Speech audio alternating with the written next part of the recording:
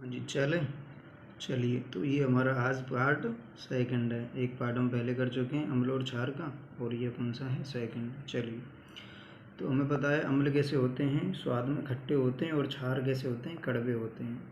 और जैसा कि आपको पता है संश्लेषित सूचित, जो कि हम फर्स्ट पार्ट में भी हम बात कर चुके हैं, वहाँ पे क्या था, हमारा लाइकिन था, और एक क्या था हमारा गुड़हल पुष्प था, और एक क्या था हमारा फिनोप्थिलीन था। तो उसी प्रकार यहाँ भी हमारे जो है, एक तो हमारा दे रखा है फिनोप्थिलीन, और सेकंड क्या है हमारा मेथिलोरेंज। ये क्या होते हैं, सूचक होते हैं, अम्ल व क्षार का इनके द्वारा पता लगाया जाता है।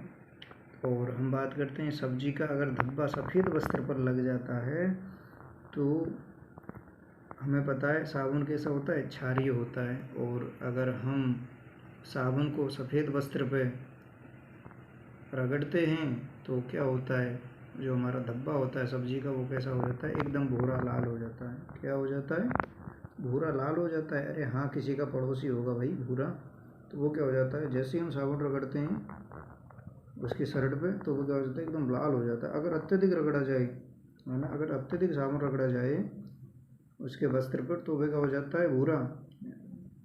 लाल की जगह ऐसा हो जाता है, पीला हो जाता है। हाँ भाई, भूरा लाल की जगह ऐसा हो जाता है, पीला हो जाता है।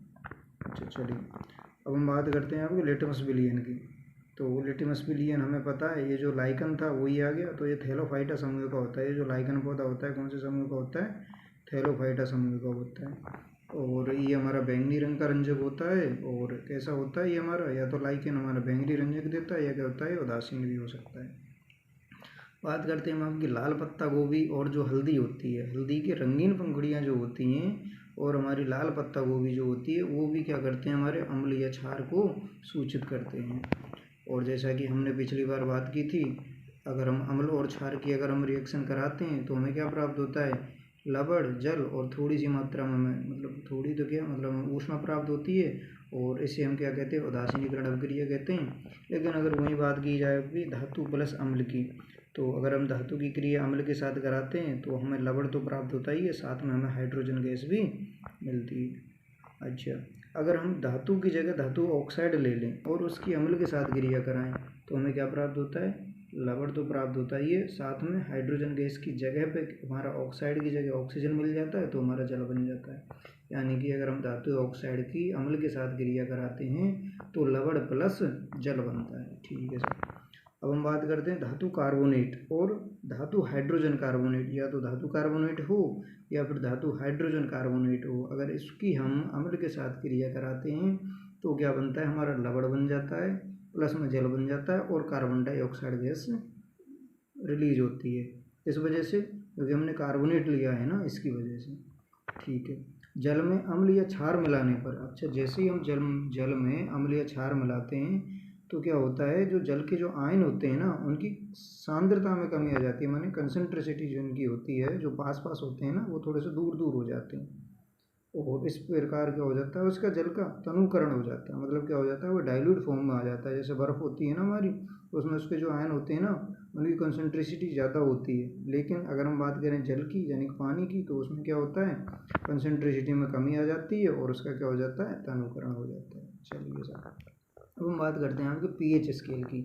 और ये जो पीएच स्केल है, इसमें जो हमारा पी कहाँ से लिया गया, ये एक जर्मन शब्द है। कौन सा है ये, जर्मन शब्द है पी। पी का मतलब क्या होता है, पुशांश होता है, और पुशांश का मतलब क्या होता है, जैसे पावर, यानी कि शक्ति। और ये पीएच स्केल किसने दिया था, शायद सोरेनसन ने दिया था। किसने दिया था, सोरेनसन नामक वैज्ञानिक ने। अब हम आपकी अगर बात करें जैसे, तो हमारा जो पीएच स्केल होता है, एक तरफ इसमें अम्ल होता है, दूसरी तरफ क्षार होता है, और सेंटर में क्या होता है हमारा, ये एकदम उदासीन होता है। अगर हम बात करते हैं जठर रस की, जो कहाँ से निकलता है हमारा, जठर रस कहाँ से निकलता है अपना, ये जो हमारा आमाशय होता है ना, आमाशय में। हाँ, तो ये जो जठर रस निकलता है वो क्या करता है, प्रोटीन को विघटन करता है, प्रोटीन को यानी पेप्टाइड में चेंज कर देता है। तो वही जो जठर रस होता है, उसकी जो हमारी अम्लता होती है वो कितनी होती है, 1.2 होती है। जठर रस की अम्लता कितनी होती है, 1.2। और नींबू के रस की कितनी होती है अपनी, 2.2। और अगर हम बात करें शुद्ध जल की, तो शुद्ध जल हमें पता है उदासीन होता है, और उदासीन होने से पीएच वैल्यू क्या होती है, 7 होती है। बात करते हैं हम आपकी रक्त की, तो रक्त की पीएच वैल्यू क्या होती है, 7.4। इस प्रकार हम कह सकते हैं कि जो हमारा शरीर का टेम्परेचर है ना, मतलब शरीर का जो पीएच है, वो कहाँ से कहाँ तक वर्क करता है, 7 से लेके 7.8 तक। यानी कि हमारा ब्लड कितना है, 7.4, अगर इसमें से 0.4 कम कर दें तो 7 हो जाएगा, और 0.4 बढ़ा दें तो 7.8 हो जाएगा। तो हमारे शरीर आज का जो pH है वो किसके बीच में काम करता है, हमारा 7 to 7.8। बात करते हैं हम आपकी मिल्क ऑफ मैग्नीशिया, जो कि एंटासिड का काम करता है, और CaOH का होल ट्वाइस जो होता है, सॉरी MgOH का होल ट्वाइस मैग्नीशियम हाइड्रोक्साइड जो होता है, तो इसका कितना होता है, हमारा pH 10 होता है।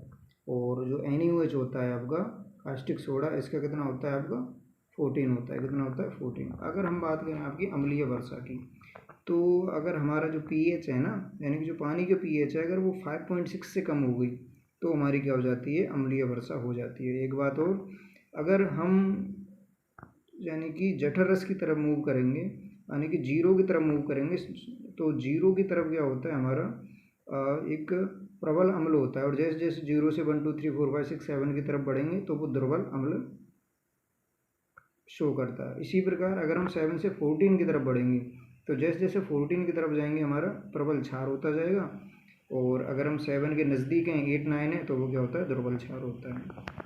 चलिए अगर हम बात करते हैं कि वीनस की, मतलब ये जो हमारा प्लेनेट होता है, कौन सा हमारा वीनस जो होता है, तो इस पर क्या है कि हमारा वहाँ पे शुक्र हमारा जो होता है, वहाँ पर जो वायुमंडल है ना, उसमें H2SO4 जो होता है, वहाँ पे H2SO4 के श्वेत एवं पीले बादलों से बना हुआ है। किसका वायुमंडल, वीनस का वायुमंडल। चलिए कल भी हमने बात की थी अपच के बारे में, तो अपच किस लिए होता है, जो हमारे शरीर में मतलब आमाशय वगैरह में अगर अत्यधिक अम्ल हो जाता है तो हमें क्या होता है, दर्द व जलन का अनुभव होता है। बिल्कुल, अगर अम्ल ज़्यादा हो जाएगा तो जलन का अनुभव होगा ही। तो हम उसको अम्लता को नष्ट करने के लिए क्या करते हैं, वही एंटासिड के रूप में मिल्क ऑफ मैग्नीशिया को यूज में काम में लेते हैं। मिल्क ऑफ मैग्नीशिया का फॉर्मूला होता है MgOH का होल ट्वाइस। अगर बात करते हैं हम आपके दांतों का क्षय की, तो हमारे जो मुंह की जो हमारी अम्लता होती है ना, अगर 5.5 से कम हो जाती है ना, अगर हमारे शरीर की जो अम्लता है, अगर हमारे मुंह की जो अम्लता है, अगर वो 5.5 से कम हो जाती है तो हमारे दांतों का क्षय होना स्टार्ट हो जाता है। और हमें पता है दांतों पर ही जो इनेबल नाम का जो पदार्थ होता है ना, रासायनिक फॉर्मूला क्या होता है, कैल्शियम फॉस्फेट। ये सबसे कठोर पदार्थ होता है हमारे शरीर का। तो अगर हम बात करें आपकी, अब जैसे हमें पता है हमारे सिरके में क्या होता है, एसिटिक एसिड होता है, और कल हमने पढ़ा था आंवले में, तो आंवले में भी एसिटिक एसिड होता है, सॉरी एस्कॉर्बिक एसिड होता है। आंवले में कौन सा होता है, एस्कॉर्बिक एसिड होता है। सिरके में कौन सा होता है, एसिटिक एसिड होता है। और संतरा और नींबू में क्या हो जाता है, सिट्रिक एसिड हो जाता है। हाँ भाई, हम संतरा और नींबू किससे लेके आते हैं, ट्रक से, इसलिए क्या हो गया, सिट्रिक एसिड हो गया। इमली में टार्टरिक एसिड हो गया, टमाटर में ऑक्जेलिक एसिड हो गया। दूध का तो आपको पता ही है, जो खट्टा होता है दही वगैरह, उसमें लैक्टिक एसिड होता है। चींटी का डंक हो गया, नेटल का डंक हो गया, मधुमक्खी का डंक हो गया, इनमें क्या होता है, हमारा मेथेनॉइक एसिड होता है। कल हमने पढ़ा था, वहाँ पे क्या होता है तुम्हारा जिंक कार्बोनेट भी तो होता है। मधुमक्खी जो चींटी वगैरह का डंक होता है, उसमें क्या होता है, हमारा जिंक कार्बोनेट। और इसको हम दूर करने के लिए क्या काम में ले रहे थे कल, सोडियम बाइकार्बोनेट, जिसको कैलामाइन बोल रहे थे हम, बेकिंग सोडा बोल रहे थे, आदि आदि। देखो अब ये जो हमारा जो एसिड बन जाता है ना, जो हमारे जो क्या है, ये एसिड जो HCOOH होता है, इसके कारण जलन होती है। तो ये HCOOH किसका काम करता है, हमारा अम्ल का, जिसकी वजह से क्या होती है, जलन होती है। और अगर हम बात करें क्लोर क्षार रिएक्शन की, तो इसमें क्या लेते हैं हम, एक तो NaCl लेते हैं, प्लस में H2O लेते हैं, मतलब जल लेते हैं और नमक लेते हैं, उसमें विद्युत धारा प्रवाहित करते हैं, जैसा कि हम काफ़ी साल पहले किया करते थे गाँव में। तो इसमें अगर हम जैसे ही विद्युत धारा प्रवाहित करेंगे, NaOH मिलेगा हमें, Cl2 मिलेगा और H2 मिलेगा। जो हमें H2 होता है वो कहाँ पे मिलता है, हमें कैथोड पे, और Cl2 मिलता है, ये कहाँ पे मिलता है, हमें एनोड पे मिलता है बिल्कुल। अब बात करते हैं हम आपकी बुझा हुआ चूने की, COH का होल ट्वाइस हो गया। इसमें अगर हम क्लोरीन गैस प्रवाहित करते हैं तो हमें क्या प्राप्त होता है, CaOCl2, यानी ब्रंजक चूर्ण मिलता है हमें, प्लस में जल मिलता है। ब्रंजक चूर्ण को कहाँ पे यूज लेते हैं हम, अपचायक के रूप में, और पानी से जीवाणुओं को मुक्त करने के लिए भी हम काम में लेते हैं, बैक्टीरिया वगैरह को मारने के लिए। और अगर हम बात करें आपकी बेकिंग सोडा की, यानी कि सोडियम बाइकार्बोनेट, बाई क्या काम आती, मतलब क्या करती हैं, बाई खाना बनाती हैं, तो इसलिए बेकिंग सोडा क्या होगा, सोडियम बाइकार्बोनेट, जिसे हम खाने का सोडा बोलते हैं। और ये काम क्या आता है हमारा, दाल पकाने के, स्वादिष्ट पकौड़ी बनाने के, है ना। एंट एसिड के रूप में भी काम आता है, जैसे कि हमारी बात हुई है अभी। और सोडा अम्ल या फिर अग्निशमन में भी काम में आता है। बात करते हैं हम आपके धोने के सोडे की, तो धोने का सोडा तो आपको पता ही है, वॉशिंग सोडा जिसे हम बोलते हैं। और कितने रुपए में आता है, 10 रुपये में आता है ना, जो हमारी सर्फ एक्सेल वगैरह होती है। तो ये Na2CO3, तो जल के एटॉम कितने होते हैं, 10 होते हैं। तो Na2CO3 10H2O। किसका हो गया? ये धोने का सोडे का हो गया, वॉशिंग सोडा का हो गया। ये क्या काम में आता है?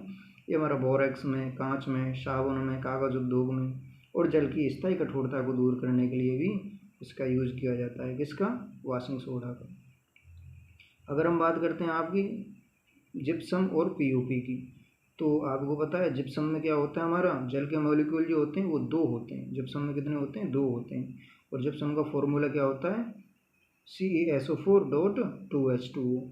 अब जैसे ही हम इसको गर्म करते हैं 373 केल्विन पे, तो 373 मतलब 100 डिग्री सेंटीग्रेड पे, हाँ जी ठीक है। तो जैसे ही हम इसको गर्म करते हैं तो हमें क्या प्राप्त हो जाता है? हमारा पीओपी मिल जाता है। और पीओपी में क्या होता है? यहाँ तो जिप्सम में तो हमारे 2 अणु होते हैं। किसके? जल के। लेकिन जैसे ही हम इसको गर्म करते हैं 373 केल्विन पे, हमारा 1.5 जो अणु होता है जल का वो भाप बन के उड़ जाता है और हमें क्या बचता है? CaSO4.2H2O। और इसी को क्या बोलते हैं? हम पीओपी बोलते हैं। तो और अगर हम बात करें चूने के पानी की, तो चूने का पानी में अगर हम HCl मिला दें, क्या मिला दें? HCl मिला दें, तो वो क्या बन जाता है? दूधिया कलर का हो जाता है। ठीक है, तो ये था हमारा आज का जो पहला चैप्टर था according to syllabus of REET, अम्ल, क्षार और लवण, ये आज कंप्लीट हो गया। चलिए ओके।